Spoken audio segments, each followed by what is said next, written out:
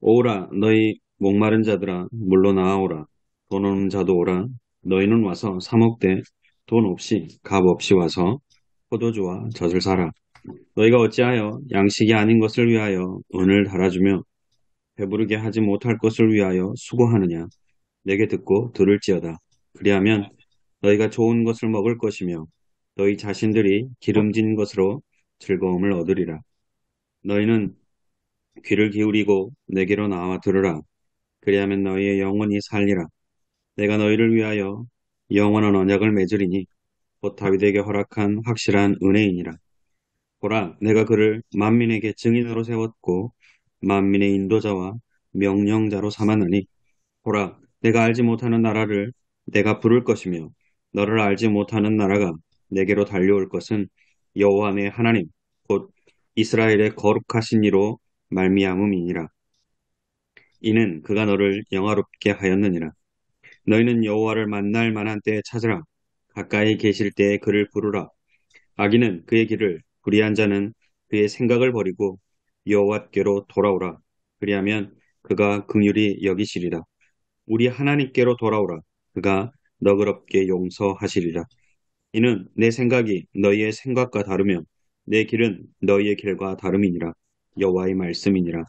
이는 하늘이 땅보다 높음 같이 내 길은 너희의 길보다 높으며 내 생각은 너희의 생각보다 높음이니라. 아멘. 아멘. 3월 10일 사순절 셋째 주일 우리 하나님께로 돌아오라라는 제목으로 했는데요.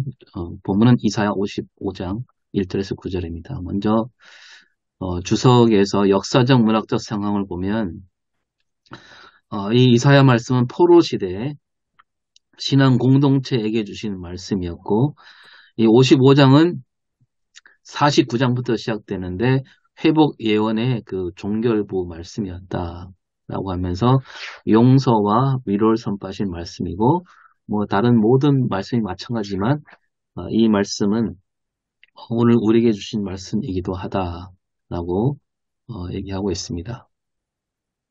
본문의 주석과 해석을 보면 1절에 오호라 이 말은 호의라는 그 원어인데 애통과 탄식이 있을 때 심판을 선고할 때 또 좋은 소식을 알릴 때 쓰는 용어라고 하면서 또 여기서 말하는 물은 생명과 회복을 얘기하는 거고 포도주는 기쁨과 풍요를 얘기하고 우유는 축복과 번영이다 라고 풀어주면서요.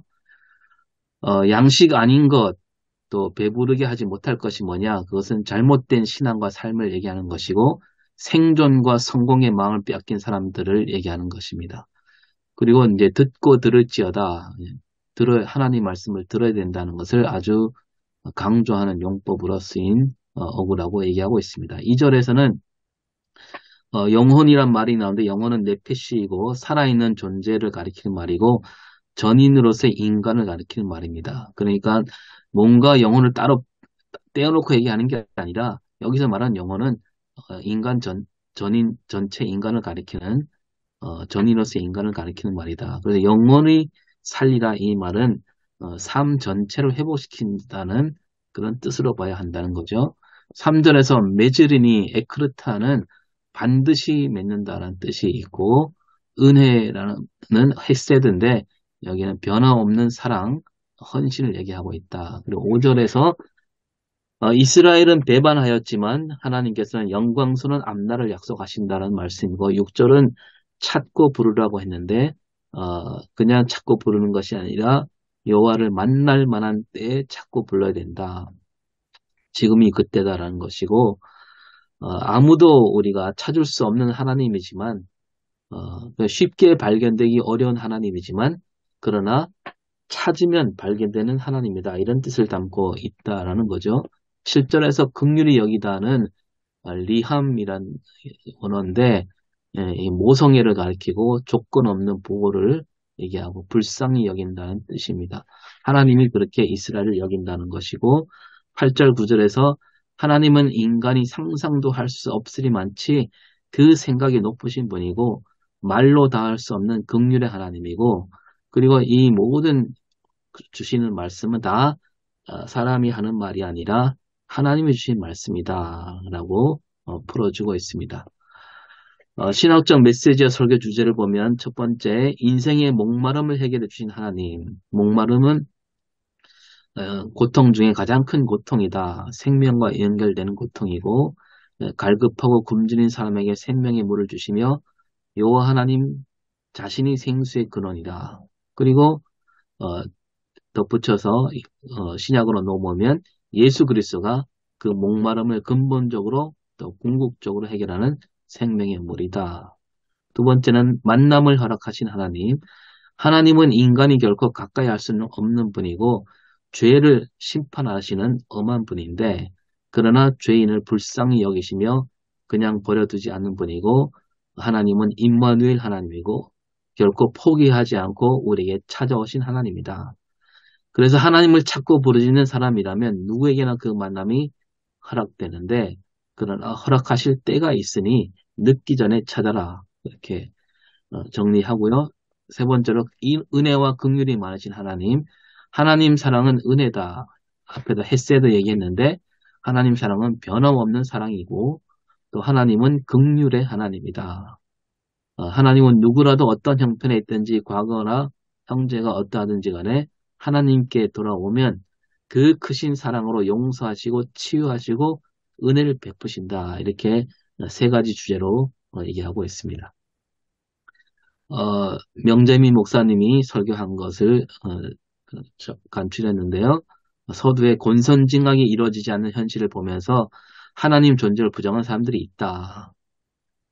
그런데 이것은 우리 사회 불의와 모순은 내가 의롭지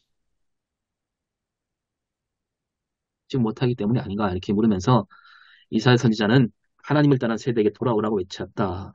절망감에 사로잡힌 백성들, 또 신앙의 근본이 흔들리는 백성들에게 주신 말씀이 바로 이사야 말씀이다라고 하면서 어, 그, 세 부분으로 나눠서 얘기합니다. 목마른 자들 두 가지 의미가 있는데 절망 속에서 길을 잃은 사람들이고 하나님을 찾는 사람들이다. 사람은 본능적으로 하나님을 찾도록 지어졌다라고 하면서 그런데 그 하나님을 잘 모르니까 하나님 대신 돈, 지식, 지위, 환경에 기대고 있으며 이것은 채워지지 않는다. 하나님만이 은혜로 채워주신다. 그 다음에 두 번째로 내게로 나오라. 하나님은 생명의 물을 주시고 영원한 언약을 맺어주신다. 그 언약은 다윗에게 허락하신 은혜며 확실한 은혜고 또 일방적인 은혜인데 인간 스스로 언약을 지킬 수 없기 때문에 하나님이 일방적으로 맺어주신 언약이다. 그리고 고린도전서 10장 4절을 얘기하면서 하나님 언약은 바로 오늘 반석이신 예수 그리스도다. 상식과 가능성에 기대지 말고 언약으로 살기를 바라신 하나님 뜻. 그리고 마지막으로 여호와를 찾고 부르짖어야 된다.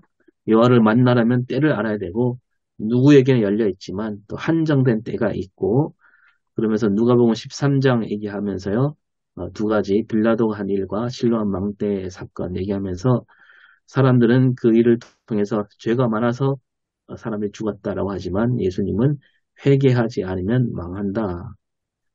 그러니까 어, 때를 놓치면 망한다 그런 얘기고 열매 맺지 못한 무화과 나무도 마찬가지로 그런 뜻으로 말씀하셨다는 거죠. 그래서 우리 삶의 생명수는 하나님의 영원한 언약이고 신약에 넘어가서 반석인 예수 그리스도다 이렇게 설교를 마무리했습니다. 함께 생각해볼 문제 세 가지를 정했는데요. 바벨론 포로에 가서도 이스라엘 백성들은 깨닫지 못한 것으로 보입니다. 그러면 하나님은 왜 이스라엘 백성들을 포로로 가게 하셨는가? 거기에 담긴 하나님 뜻은 무엇인가? 포로 생활하면서 깨달아야 되는데 깨닫지 못했으니까 그러면 예, 하나님의 그 어떤 그 계획이 성취되지 못한 것 아닌가 이런 생각이 들고요. 그 여호와를 만날 만한 때는 언제인가? 아, 그걸 한번 얘기해 봤으면 좋겠고요. 그리고 우리가 지금 목회하면서 우리 교인들에게 과연 생명수를 먹이고 있는가? 우리가 혹시 배부르지 못할 것을 주고 있지 않은지, 양식이 아닌 것을 주고 있지 않은지 한번 생각해 봐야 되지 않을까, 음, 이렇게 발주를 했습니다.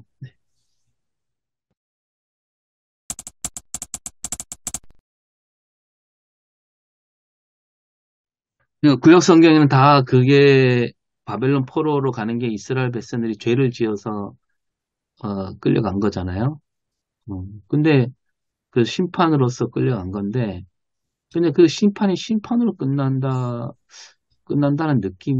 느낌을 지울 수가 없죠. 왜냐하면 바벨론 포로로 가서 그들이 회개하고 깨닫고 돌아와, 뭐 약간 그런, 에스라 느헤미야 부분 뭐 그런 부분도 있고, 또 그 학계 스가랴에서도 뭐 그런 얘기가 조금 나오긴 하지만, 그러나 온전히 그들이 포로 생활을 통해서 자기들을 뉘우치고 하나님에 대한 신앙을 회복했는가? 거기에 대한 의문은 이게 성경에 나오지 않는 것 같아요. 예. 그 돌아온 것도 그들이 뭐 저 니느웨 백성들처럼 막 죄를 뒤집어 쓰고 회개하고 금식하고 뭐 그래서 돌아올 수 있었던 게 아니라 그냥 기한이 차서 돌아온 거잖아요. 그죠? 그 그리고 뭐 그 이후에 이스라엘을 보면 뭐 전혀 달라지지 않았잖아요. 그 예수님이 오셨는데도 달라지지 않았잖아요. 그러면 포로 생활의 의미가 뭐냐? 이거죠. 좀 불경스러운 얘기가 될 수 있지만 하나님의 계획이 그러면 실패한 것 아니냐? 좀 쉽게 생각해 봅시다. 하나님의 계획이 만약에 실패했다면 기독교는 이 땅에서 끝났었겠죠. 그래서 실패라기보다는 여전히 진행 중이다. 완성의 때까지 하나님께서 인내하시면서 기다리고, 그래서 인내하신다. 그런데 하나님의 뜻은 뭐 1,000명이 있으면 1,000명이 몽땅 회개해서 되는 게 아니고 1,000명 중에 택한 자가 한 명이 됐든 10명이 됐든 그 시대에 하나님을 신앙하고 택함받은 자만이 예, 구원받겠죠. 그래가지고 예수님 오실 때까지 천국이 점진적으로 이제 커지겠죠. 그래서 종말의 완성이 된다. 그렇게 생각하고 바벨론 바벨론 간 사람도 뭐 몇만 명이 갔든지 간에 그 사람들이 몽땅 회개하고 돌아올 수 있겠나. 세월 70년이 흐르는데 그 땅에 가기는 갔는데 거기 가서 역시 현실 세계에 살다 보면 우리도 그렇잖아요. 예수님 말씀 알면서도 잘 못 지키잖아요. 그것처럼 그 사람들도 바벨론에 가가지고 먹고 사는 문제, 새로운 신문물 이런 거에 휩싸여서 신앙을 도리어 잃어버린 사람도 있을 것이고 그러나 그중에 우리 전번에 말씀 배운 대로 남은 자, 예, 뭐 나무가 베어져도 그 남은 그 밑둥이 있잖아요. 여기서 새싹이 나는 것처럼 바벨론에 가가지고 하나님을 새롭게 깨닫고 우리가 왜 망했느냐. 그래가지고 망한 이유로 적은 게 뒤에 이제 앞에 역사서도 있고 뒤에 말씀 예언서들이 보면 왜 망했느냐. 우리가 말씀을 안 지켜서 망했다. 그러니까 그 하나님 말씀 안 잊어버리려고 쓰고 그 말씀대로 지키려고 애쓰고 그런 사람들이 돌아온 거지. 현실에 살기 바쁜 사람들은 돌아오지 않았지 않느냐. 이렇게 하면 쉽게 이해가 될 것 같아요. 그래서 나는 하나님 계획은 인류 종말까지 진행되고 있다. 현재도 진행형이다. 네, 그리고 100명이면 100명 몽땅 구원받는 게 아니고 선택받은 자가 네, 구원받는다. 네, 그렇게 해석을 하고 싶습니다. 네. 근데 이제 오늘 발제도 그런 얘기 했지만, 이 말씀은 그 신앙 공동체에게 주시는 말씀인데, 구약 성경 전체가 사실은 이스라엘 백성들 그 민족 공동체에게 주시는 말씀이잖아요. 근데 그러면 그 공동체가 바뀌어야 된다는 거죠. 근데 적어도 바벨론 포로 이후에 이스라엘 민족이 그 나라가 과연 온 인류를 위해서 그 어떤 하나님의 뜻을 정신을 실천한 그런 게 있었냐 이거죠.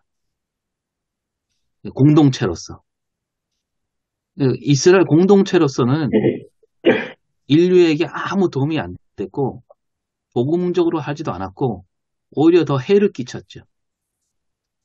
그 엄청난 악을 저질렀잖아요.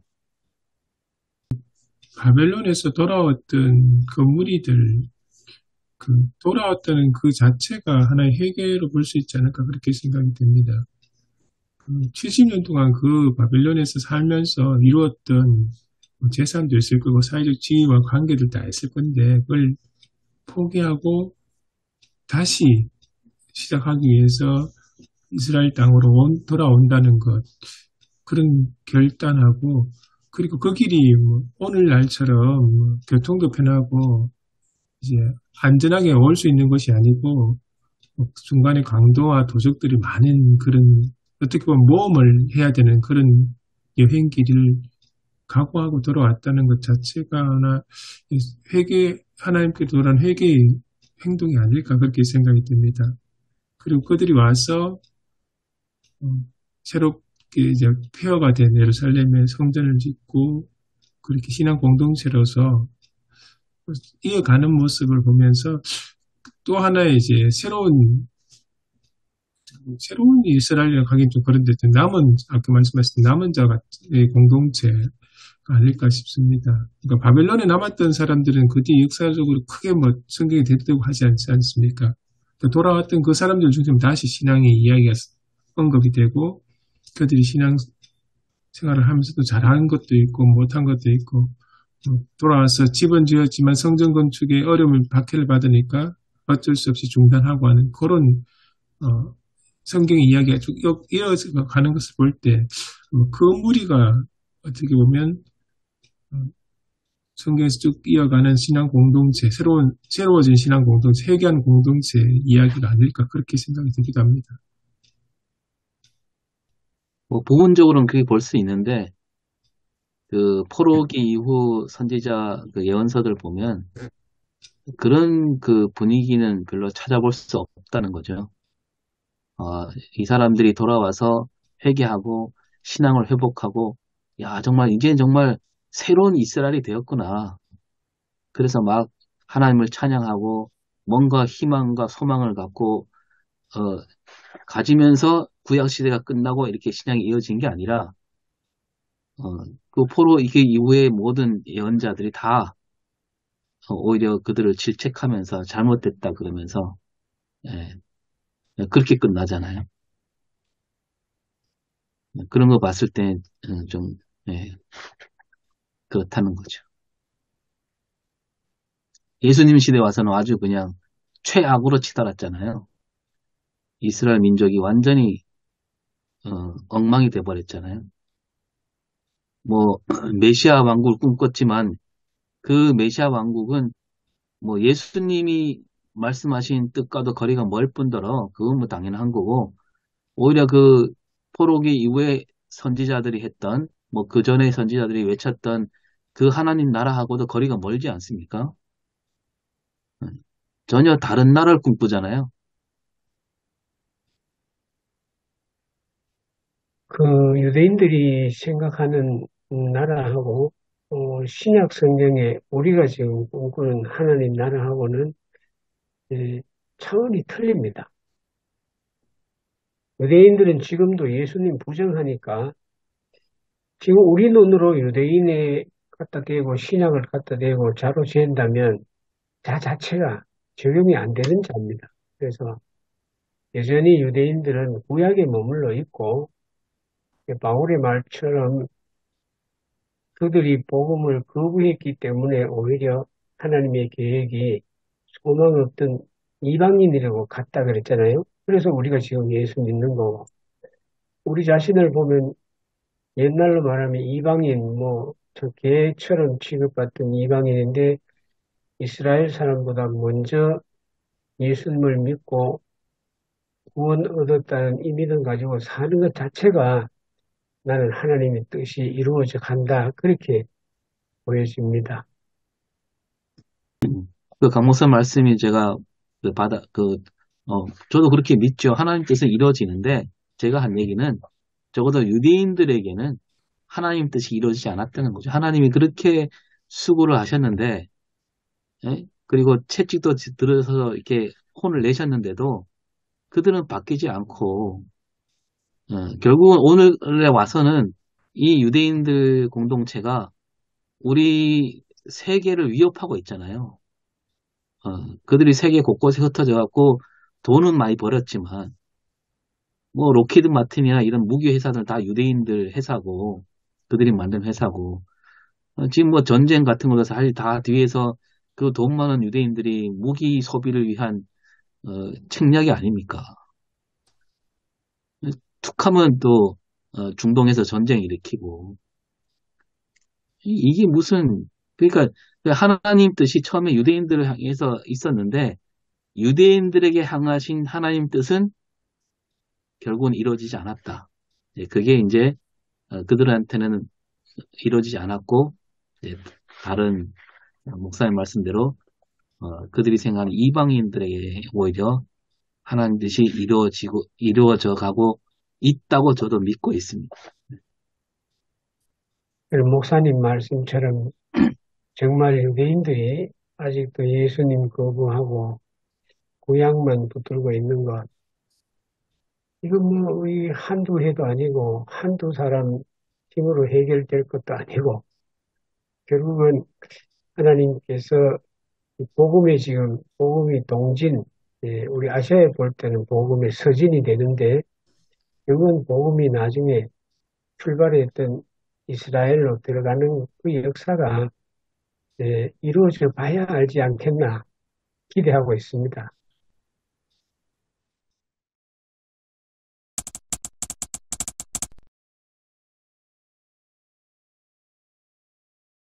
근데 조금 저는 다른 관점에서 오늘 본문이 이제 포로 시대 신앙 공동체에 주신 말씀이잖아요. 본문 자체가. 오 목사님 말씀하신 것도 맞는데 저는 그 생각도 들었습니다. 어떤 뭐냐면 유대인들한테 그렇게 그런 거 유대인들을 그런 관점으로 보셨으면 그럼 오늘날 우리 그리스도인들은 역시 유대인과 다른 게 있는가 그런 생각이 들거든요. 그래서 뭐 보면은 여기 주석의 내용을 이제 이렇게 제가 이해한 바로는 포로 시대 남아있던 그 많은 유대인들은 그 당시의 생존과 성공을 위해서 거기에 집착하고 매달리다 보니까 하나님을 찾지 못하고 결국 이스라엘 땅으로 돌아가지 못하고 했던 그 모습들 이야기가 나오는데 오늘 우리 그러니까 한국 그리스도인을 이렇게 제한하더라도 그리스도인들 역시도 그런 모습하고 너무 흡사하게 많이 닮아 있다는 거. 그래서 어떻게 보면 오늘 이 말씀이 우리에게도 더 이제 실감나게 들리는다는 그런 느낌이 들거든요. 그래서 하나님은 끊임없이 돌아오라고 이야기를 하시는 것 같아요. 그게 이제 유대인들도 되고 뭐, 뿐만 아니라 그리스도인들도 마찬가지로 하나님께로 돌아오라 그런 모습을 이야기하고 있지 않나 그런 생각도 듭니다. 예, 저도 동감합니다. 유대인들이 그랬듯이 적어도 오늘 우리 한국 교회는 그 유대인들과 같은 길을 가고 있지 않은가. 아까 앞에 잠깐 얘기했지만 총회나 노회가 바뀌려고 안 하잖아요. 그냥 이대로고 좋다는 거 아닙니까? 뭐 좀 바꾸려 그러면 뭐 좋은 의견이지만 반대한다 그러고. 저가 요번에 뭐 총회 노회 가서 또 헌의안 올릴 텐데 그 총회 부총회장 직선제를 노회 이름으로 헌의안을 올려달라는 그 헌의를 올릴 텐데 아마 부결되겠죠. 노회에서 통과되기도 쉽지 않을 것 같아요. 노회에서도 아마 그거를 노회 안으로 과연 올릴 것인가 저는 좀 부정적으로 보는데 그래도 저는 이제 올릴 겁니다. 또 그 노회에서 총회 올린다 한들 총회에서 뭐 통과되겠습니까? 안 되죠. 총회도 바꿀 의지가 없는 거죠. 똑같습니다. 유대인들하고. 그리고 제가 이제 거문도로 온다 그랬을 때 지금 11년 전인데 우리 그때 막 SNS를 통해서 우리 옛날 동창들을 만났거든요. 오랜만에 몇십 년 만에 만났는데 중학교 동창들 만났는데 그 중에 이제 그 중소기업 사장하는 애가 있었어요. 저랑 옛날에 같이 뭐 수학 경시반하고 친했던 친구인데 그 친구한테 얘기했더니 그 친구가 대뜸 하는 말이 뭐냐면 야 검문도 바로 이렇게 찾아보더니 야 검문도 인구가 1000명이네. 그러면 네가 좀 가갖고 1000명 다 끌어모은다 해도 어? 그게 뭐냐 우리 엄마가 다니는 교회는 3000명 나온다.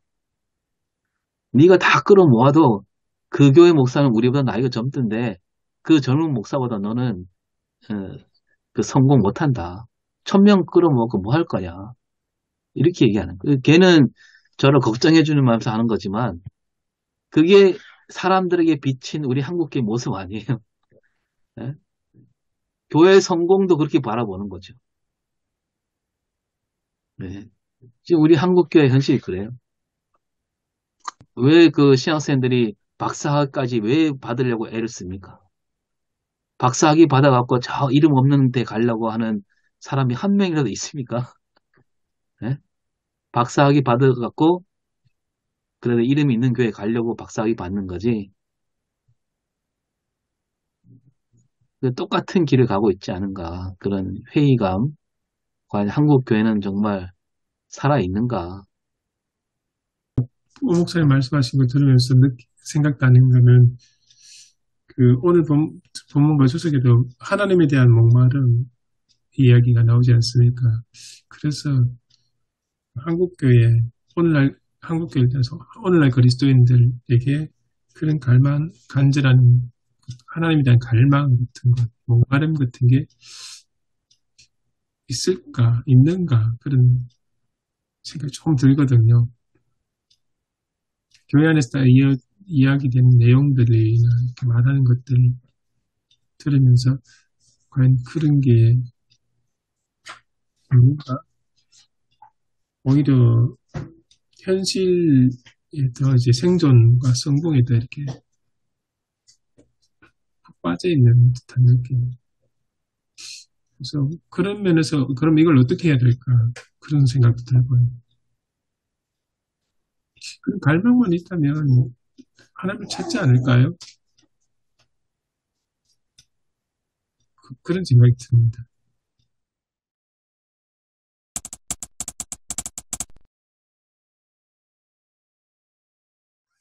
오늘 주제가 왠지 굉장히 무겁습니다. 뭐 많이 생각하긴 하는데 말은 잘 안 나오네요.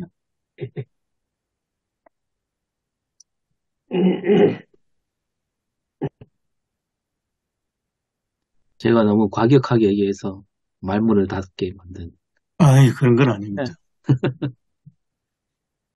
저는 이제 하나님의 애절한 목소리, 우리에게 희망이 있는 것이 아니고, 이스라엘에게 희망이 있었던 것도 아니고, 유대인에게 희망이 있었던 것도 아니고, 하나님은 포기하지 않으셨다. 거기에 희망이 있을 것 같습니다. 그래서, 저는 이제 설교도 좀 그렇게 한번 해볼까 싶은 생각인데, 하나님의 간절한 애절한 목소리, 오라, 오호라, 탄식하면서 오라, 그리고 들어라, 제발 좀 들어다오, 제발 좀 와다오, 제발 좀 찾아다오, 나를. 하나님, 제발 좀 나에게 돌아와라. 그래도 이해하지 못하니까 마지막에 너의 뜻과 내 뜻 다르다. 네가 지금 이해하지 못하더라도 내가 너 뜻 다르니까 나에게 내가 너희 그렇게 마지막에 이제 얘기하잖아요. 깨닫지 못하더라도 나를 신뢰하고 믿고 내 말을 들어라.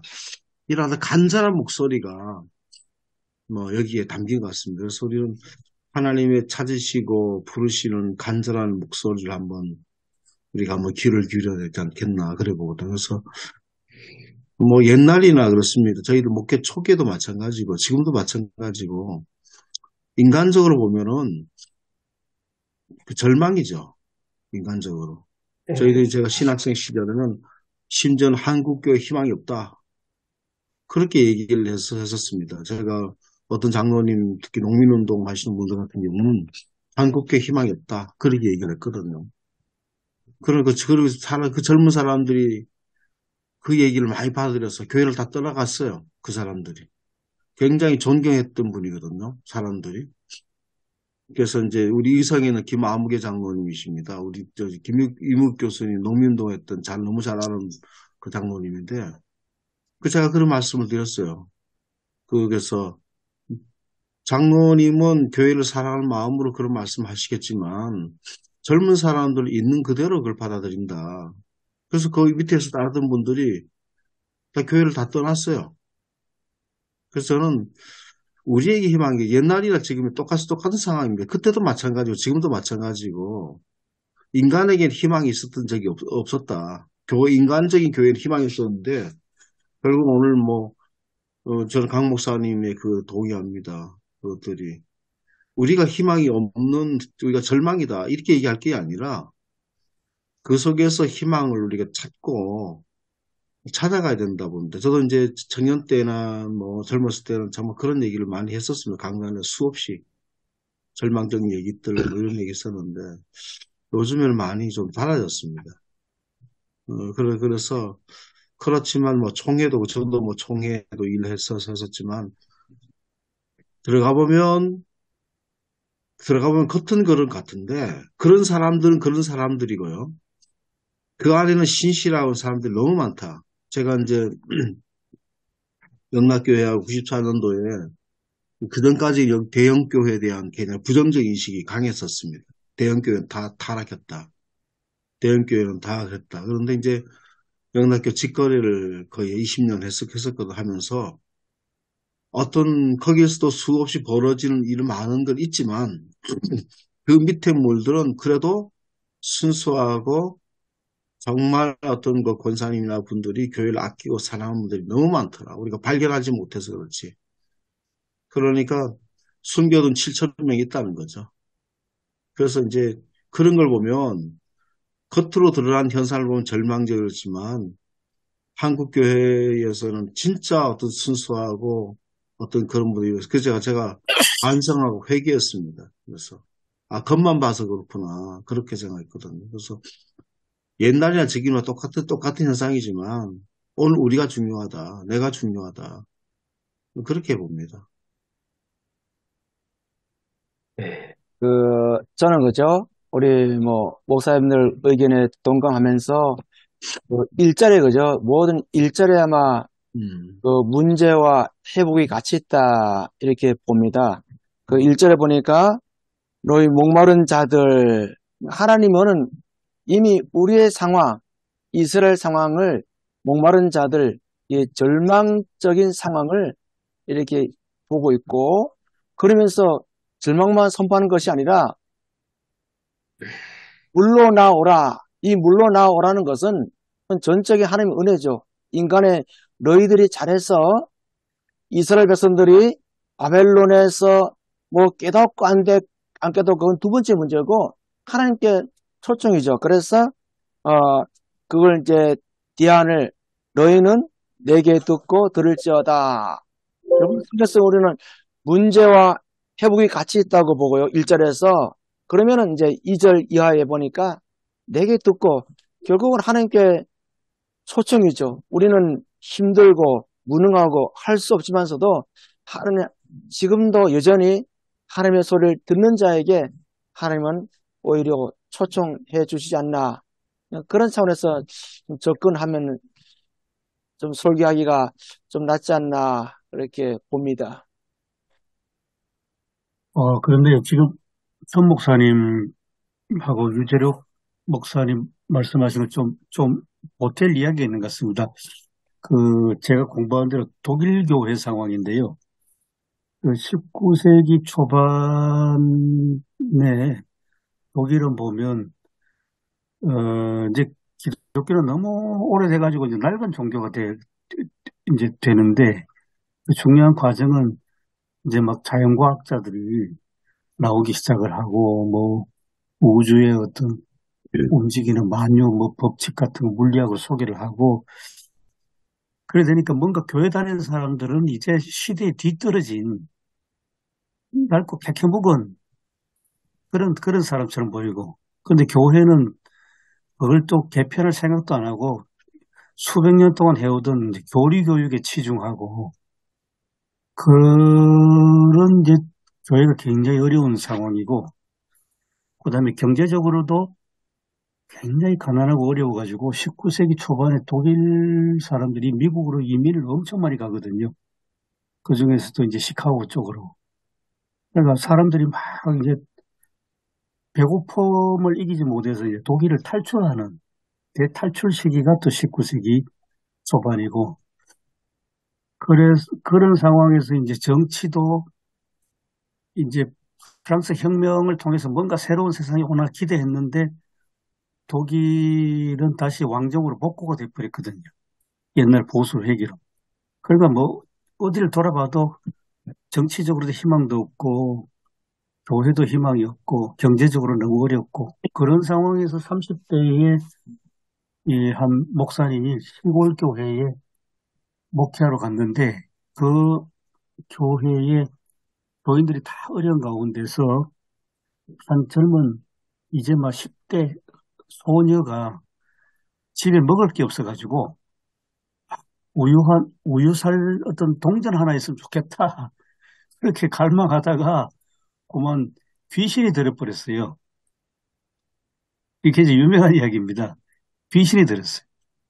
그런데 그 30대 담임 목사님은 성경은 읽었지만은 실제로 뭐 그런 영적 체험을 한 적도 없고 관심도 없었는데, 그 자기가 지금 막 담임하는 그 교회의 처녀가 이제는 점점 심해지고 미쳐서 막 날뛰었거든요. 그러면서 그걸 알았습니다. 알았는데 한 6개월 후에 비로소 이 목사님이 인식을 합니다. 아, 이게 마귀란 게 실체가 있구나.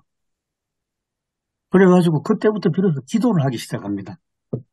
그 기도가 굉장히 유명한데요. 칼발트 신학에 굉장히 중요한 영향을 주는데, 그 기도 내용은 있습니다. 아, 주 예수님, 예수 그리스도시여, 우리는 지금까지 악한 마귀가 이 처녀를 괴롭히는 것을 지금까지 오랫동안 지켜봤습니다. 이제는 당신이 하셔야 됩니다. 이게 굉장히 중요합니다. 당신이 하셔야 됩니다. 이제 기도는 그래 간단한데요.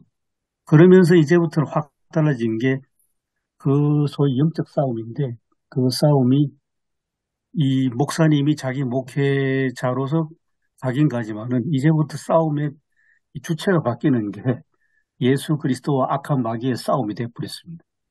3년 동안 지속됩니다. 굉장한 체험을 합니다. 여기에서. 그리고 3년 후에는 이 처녀가 나았습니다.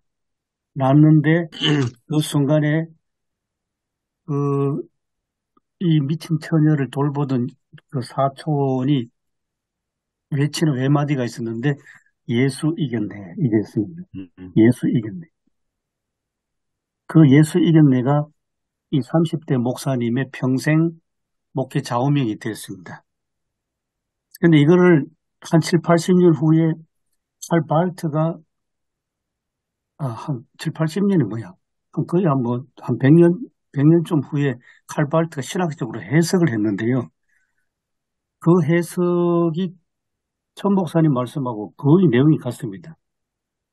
그 어려운 목회 현장에서 그 목사님이 발버둥 치는 것은 맞는데, 그런데 그 어려운 현장에 하나님께서 분노를 발하셔가지고 그, 그 어떤 악한 정에 시달리는 그 처녀를 고쳐주신 사건이다. 또한 동시에 이것은 하나님의 언약의 실현이라고 할바트는 그렇게 해석을 합니다. 그러니까 어려운 현실 속에서 이게 뭐 헤쳐나갈 길이 있을까? 도무지 길이 하나도 없었는데, 그런데 이제 그 기도, 이때까지 우리는 이 약한 마귀가 이 처녀를 괴롭히는 것을 이제까지 충분히 봤습니다. 우리는 못합니다. 이제는 예수 그리스도 당신이 하셔야 됩니다 하는 그 기도가 전환점이었다고 칼발트가 그렇게 교회하게 써놨습니다. 그래서 발트 신학이 이기도 하죠, 이게. 그래서 하나님으로부터 오는 변치 않는 약속, 언약, 이걸 붙들고 가는 게 신학이라고 발트는 그렇게 또 설명을 합니다. 근데 그 다음에 또 논쟁이 벌어집니다. 그 사회에서 하나님 나라 운동을 열심히 한 발트보다 나이 좀 더 많은 라가츠란 목사가 있는데, 하나님의 역사에 동력하는 동력자도 중요하지 않냐. 발트 당신 말대로 하면 하나님 동력자의 노력은 별로 중요하지 않고 하나님의 언약만 중요한데, 내가 보기엔 동력자도 중요하다. 그러면서 이 라가츠 목사님은 그 시대의 슬슬 어려운 상황, 가난한 상황에서 그 소위 노동운동을 하는 최초의 목사가 됩니다. 지금도 이 논쟁은 굉장히 신학 안에서는 중요한 논쟁이 됐는데요. 하여튼 그렇습니다. 또 말씀 듣고 보니까 19세기 독일이 생각나가지고 좀 곁들여 설명드렸습니다. 교수님 말씀에 전 100% 동감이 갑니다. 이스라엘 백성들은 하나님께서 돌아오라 그죠? 돌아오라 할 때 그 자체에 굉장히 어떤 좀 불편한 생각이 갖고 있지 않았나 생각이 많이 들어요. 결국 깨닫지 못했으니까. 그래서 하나님께서 돌아오라. 결국은 저기 8절인가요? 8절에 내 생각은 너희 생각과 다르다. 이미 하나님과 이스라엘 생각은 이 간격은 좁아질 수 없는 거예요. 인간은 결국은 하나님의 그 어떤 특별한 간섭이 아니면은 돌아올 수 없는 상황. 그래서 초반부에도 말씀했듯이 그냥 오라.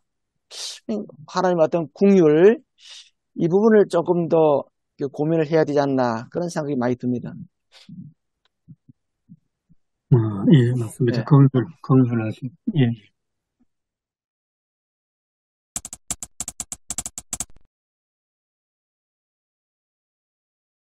그럼 이스라엘 백성들은 너희가 배부르지 않는, 어찌 보면은 우리가 왜 돌아가야 되느냐?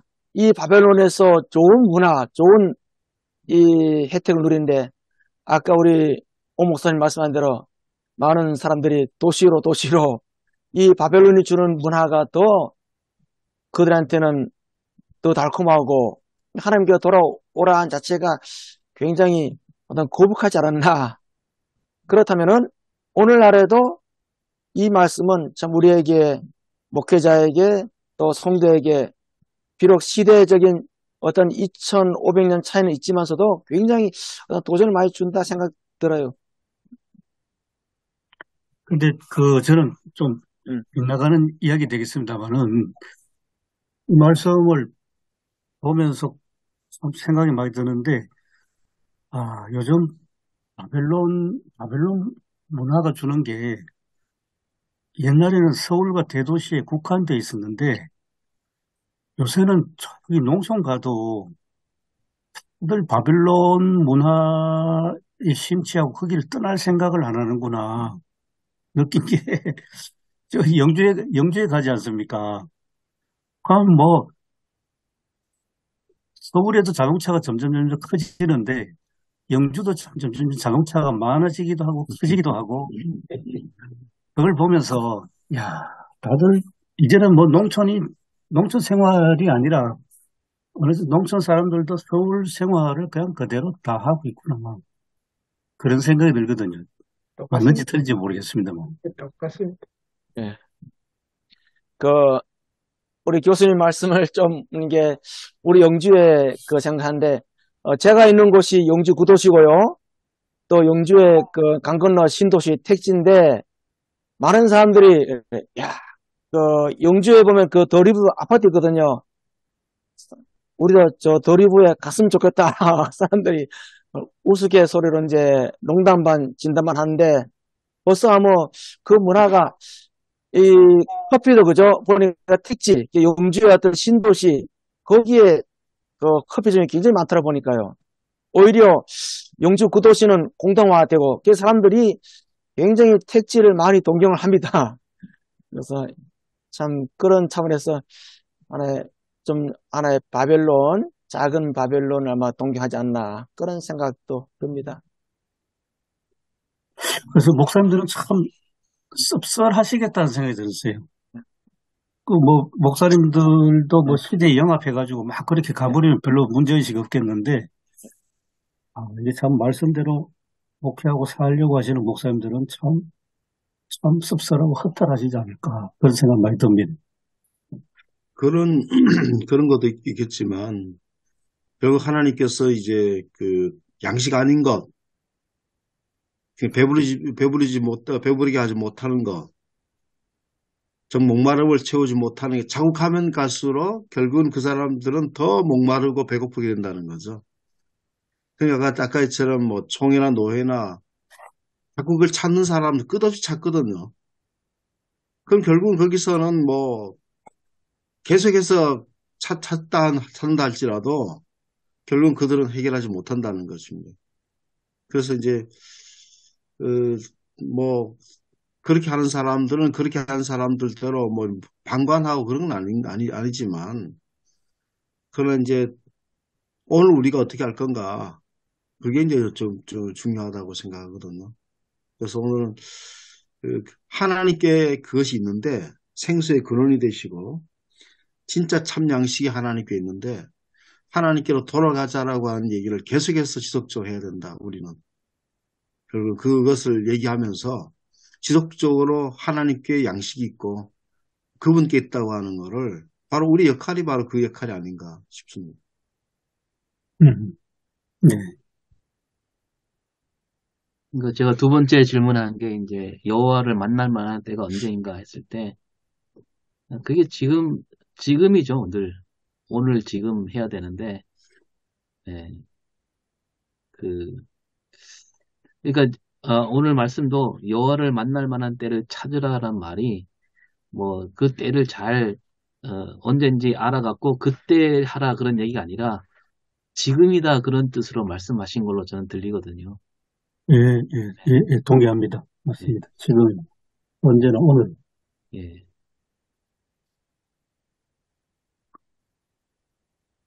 예, 종말론적인. 예, 그게 종말론적인 삶이 되는 거.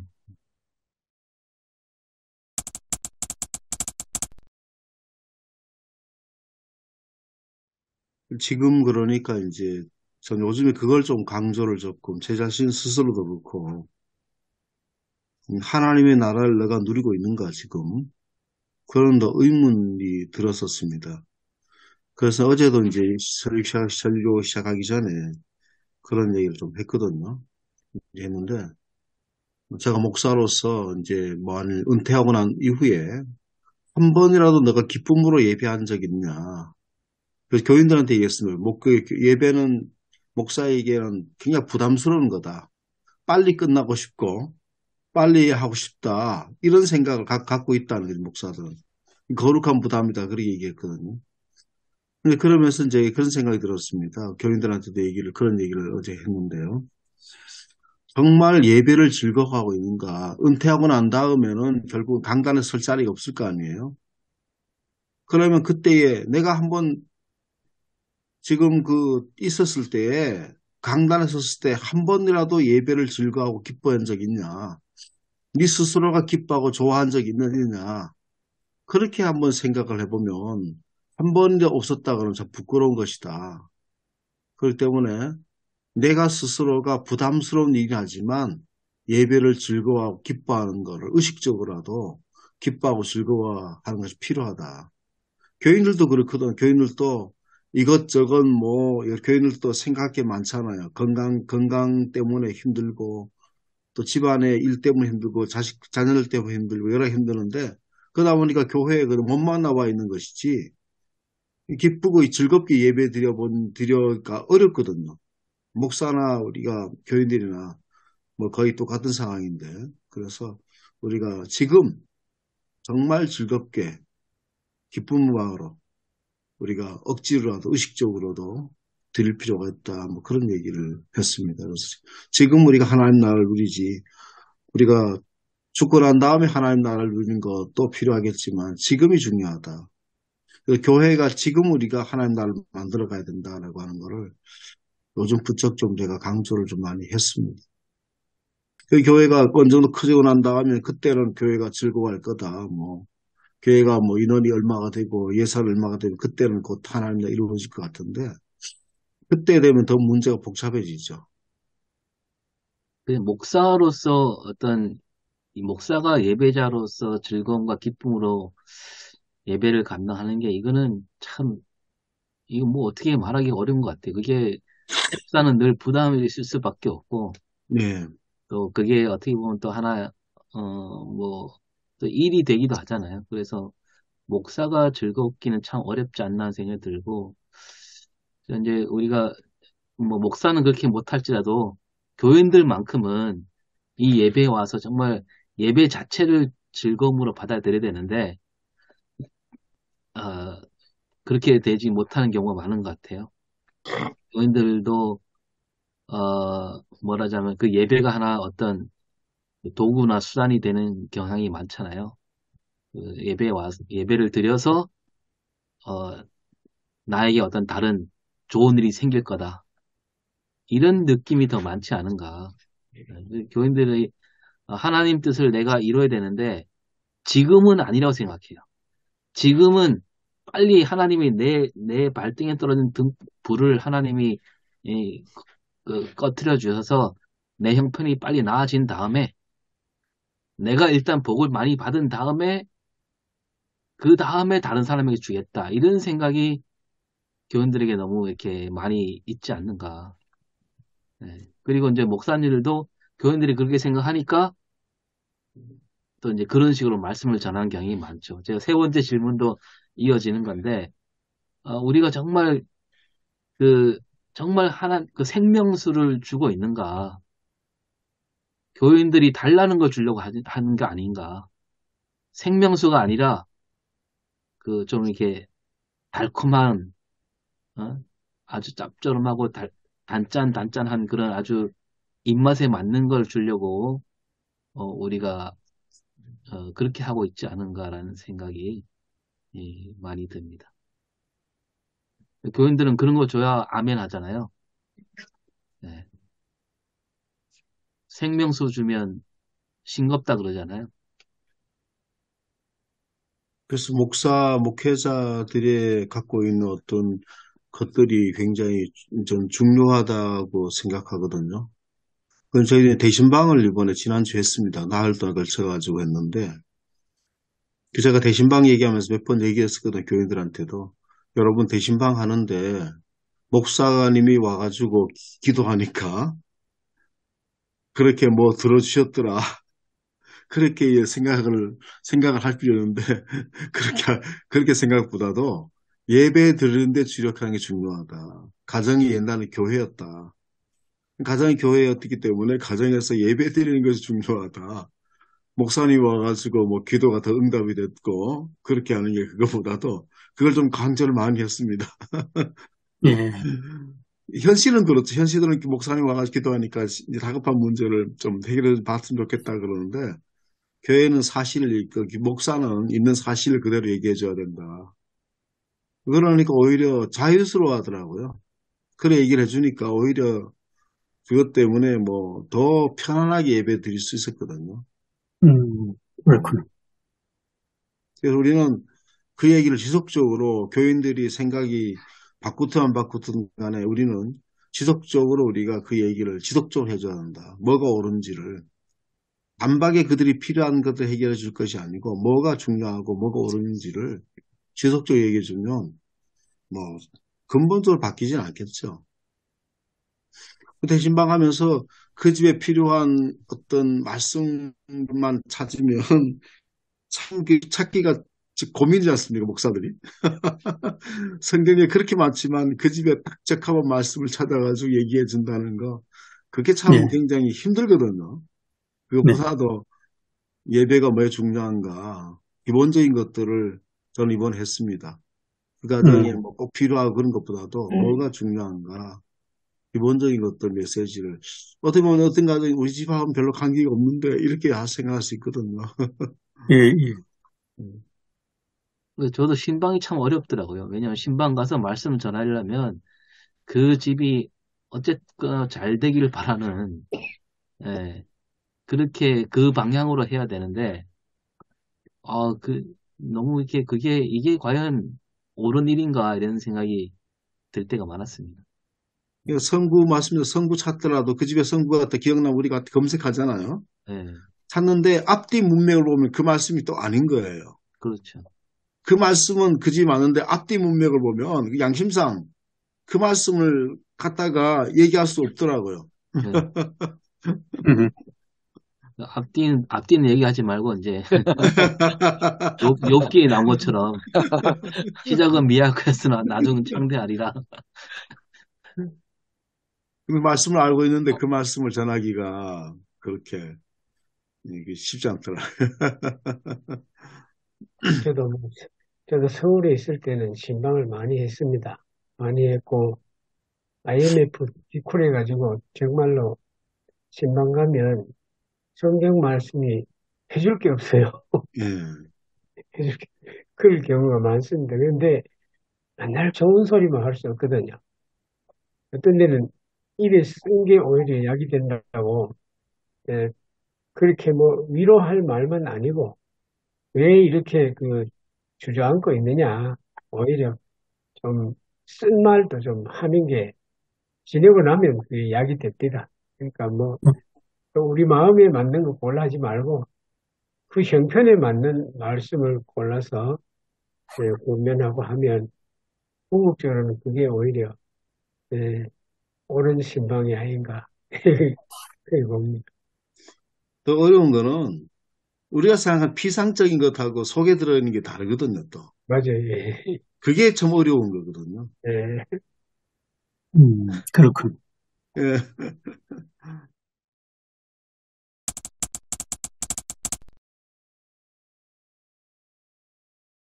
저는 아까도 저는 그렇게 이제 그 동사 중심으로 한번 설교를 하면 좋겠다 싶습니다. 그러니까 하나님의 애절하고 정말 그 애절한 목소리.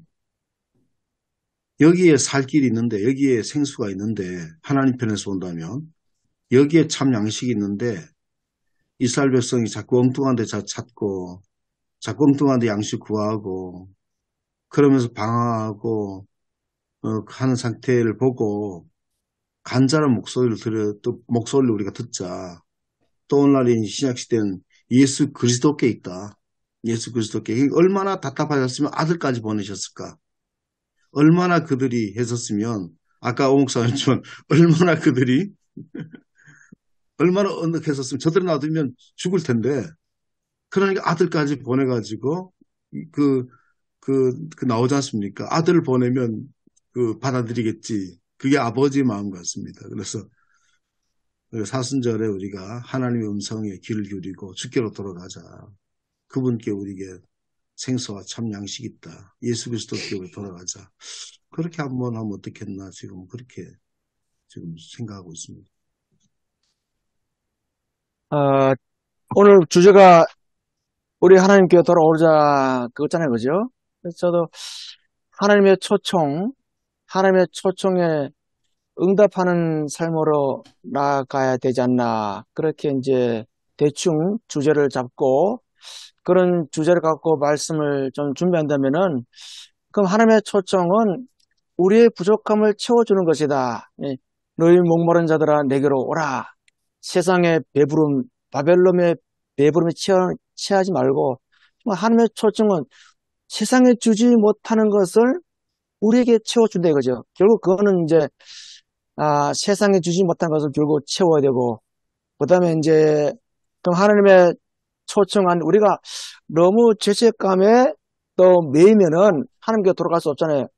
그래서 그 하나님의 은혜, 긍휼, 사랑 그 부분을 통해서 이렇게 좀 이게 두 포인트로 이렇게 좀 설교를 좀 대충 잡아볼까 그렇게 구상 중입니다. 저는 오늘 이번 제목, 주일 설교를 안 하겠습니다만은 만약에 한다면 6절 말씀 본문 너희는 여호와를 만날 때에 찾아라 가까이 계실 때 그를 부르라. 그러니까 오 목사님 말씀 음, 요 본문 따가지고 제목 간단하게 지금 이런 제목으로 설교할 수 있게 돼 있어요. 네, 방금 임 교수님이 얘기하셨는데, 제가 지금 제목으로 지금 이 순간을 써놨거든요. 그래서, 그렇습니까? 그래서, 오늘 본문을 보면 이 시대의 모습에서 목마른 자들, 그리고 돈 없는 자들, 헛된 수고하는 자들의 모습이 나와 있어서, 서론에서 이 모습들을 이야기해 주면서, 이런 자들에게 지금 하나님이 하나님께로 돌아오라고 지금 말씀하고 계신다. 천 목사님도 동사 얘기했잖아요. 그래서 보니까 나오라 오라 그다음에 사라 들을지어다 찾으라 부르라 돌아오라 이런 동사들이 계속 있더라고요. 그래서 그 동사들을 통해서 하나님이 어떻게 하실 건지도 또 오늘 본문에서 계속 얘기해 주고 계셔가지고 지금 우리의 시대의 모습을 이야기하고 하나님 우리에게 어떻게 얘기하고 계신다. 그리고 어떻게 해줄 것도 이야기하고 계신다. 그런데 그렇게 응답하는 게 바로 지금 이 순간이다 라고 이야기하면서 마지막 8절 9절로 마무리를 할까 합니다. 왜 그러냐면 그 하나님의 생각이 우리의 생각과 다르고 우리의 길과 다르기 때문입니다. 그리고 그 하나님은 땅보다 높고 우리의 길보다 높으며 우리의 생각보다 높으신 하나님이기 때문에 우리가 지금 이 순간 하나님께로 돌아가야 합니다라는 식으로 지금 정리를 할까 합니다. 저는 그 1절에 그 오호라라는 말이 딱 자꾸 눈에 걸리는데요. 벌써 이 한마디 안에 그 하나님 마음이 담겨져 있지 않은가. 그 이스라엘 백성들이 그렇게 수없이 말했는데도 도대체 말을 듣지 않는 양식 아닌 것을 찾아가고 배부르지 못할 게 할 것을 찾아가는 그런 모습에 대한 하나님의 어떤 탄식 그것도 한번 붙잡고 풀어가야 되겠다 생각해 봅니다.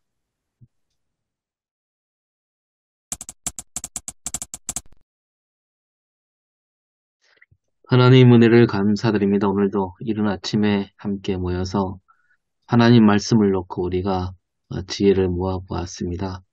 주님께서 우리에게 더욱더 큰 지혜를 허락하셔서 우리에게 주신 이 말씀이 담긴 그 뜻이 무엇인지 헤아릴 수 있도록 도와주시옵시고 또 잘 소화해서 우리 교인들에게 제대로 먹일 수 있도록 생명수를 먹일 수 있는 한 주간의 삶이 될 수 있도록 인도하여 주시옵소서. 감사드리며 예수님 이름으로 기도합니다. 아멘. 아멘. 네, 수고하셨습니다. 예, 수고하셨습니다. 수고하셨습니다. 예.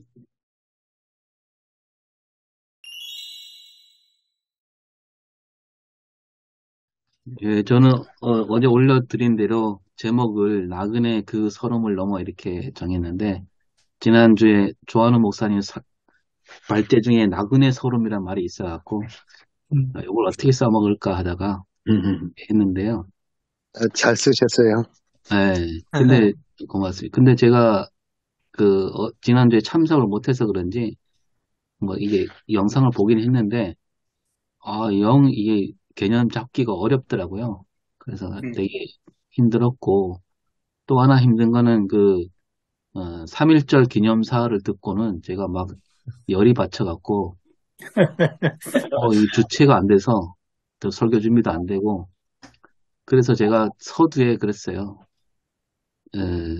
내가 만약에 3.1절 기념사라면 어떻게 할까? 그런 마음으로 서두를 시작했습니다. 네. 그러니까 앞에 부분은 말하자면 3.1절 기념사라고 생각하고 쓴 거거든요. 근데 그렇게 하고 나니까 이 평사고 설교 톤이 달라져 갖고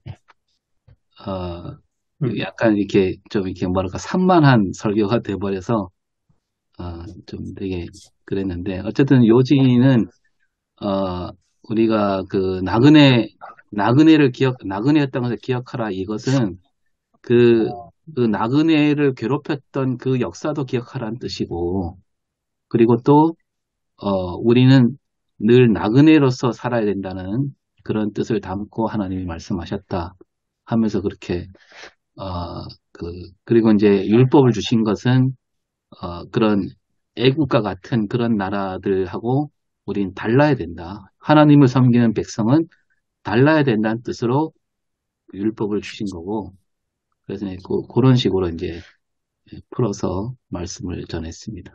예. 저는 본문을 통해서 지난주에 말씀드린 대로 함께 살아가기, 우리가 뭐 나그네라는 말도 많이 하고 있는데 조금 식상하기도 하고 해서 함께 살아가기 말씀을 제목을 정하고 어, 핵심은 그거죠. 하나님은 이스라엘 백성들에게 나그네를 압제하지 말라. 너희들도 애굽에서 나그네로 살아갔다는 것이죠. 그래서 우리나라도 옛날에 시골에서 이렇게 좀 힘들고 또 나그네가 지나가면은 밥 한 술 떠주는 그런 게 있는데 오늘날에는 없어졌고 심지어는 교회마다도 그런 게 많이 있다. 그래서 우리가 먼저 함께 살아가는 것은 나그네를 긍휼히 여기는 그런 마음으로 살아가자. 그리고 또 그 사람들 이해하면서 정말 내가 더 낮아져서 섬기는 자세로 나아가야 된다.